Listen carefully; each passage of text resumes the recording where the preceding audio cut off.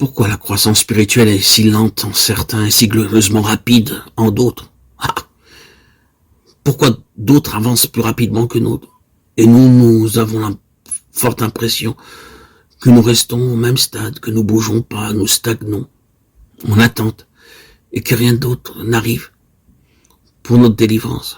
Nous sommes alors épuisés. La réponse est simple. Quelques-uns regimbent et contestent ou raisonnent avec Dieu. Ils utilisent leur propre volonté, leur propre force. Ils tournent en rond autour du point en question, se demandant « Est-ce que cette chose signifie cela? Dois-je faire ceci? Est-ce nécessaire? Ai-je la permission de faire ceci ou cela ?» Ils oublient l'essentiel. Ceux qui affirment le plus fortement qu'ils ne veulent que la volonté de Dieu et qui, consciemment ou inconsciemment, montrent souvent qu'ils sont en train de lutter et que leur croissance est chargée de bien des désaccords.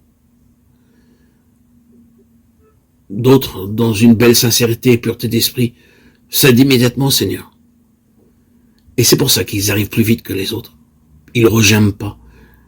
Et le Seigneur leur montre le chemin sans perte de temps et controverse avec sa propre volonté. Ici, il n'y a point de faiblesse par manque d'abandon complet, d'obéissance de tout cœur et de reddition à cette volonté.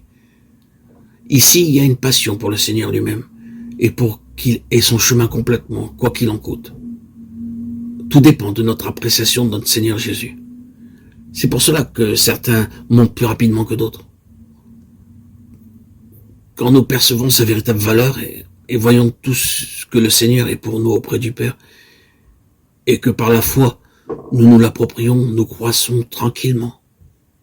Nous, qui contemplons le Seigneur, nous sommes transformés de l'intérieur en la même image de gloire en gloire. 2 Corinthiens 3, 18. Avez-vous bien saisi cette clé, ce secret?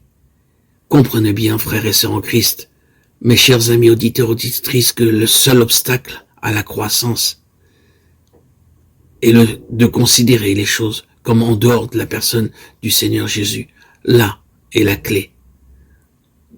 Nous ne voudrions jamais tourner en rond autour de l'Écriture, comme nous le faisons quelquefois en nous livrant à un débat en faveur du oui ou du non. Si nous l'apprécions pleinement, si notre passion était telle que lui reçoive le plus de gloire possible, nous céderions instantanément afin que Christ obtienne plus de gloire. Comprenez bien cela, frères et sœurs. La difficulté n'est-elle pas souvent dans notre considération des aspects de la vie chrétienne comme étant des choses en elles-mêmes?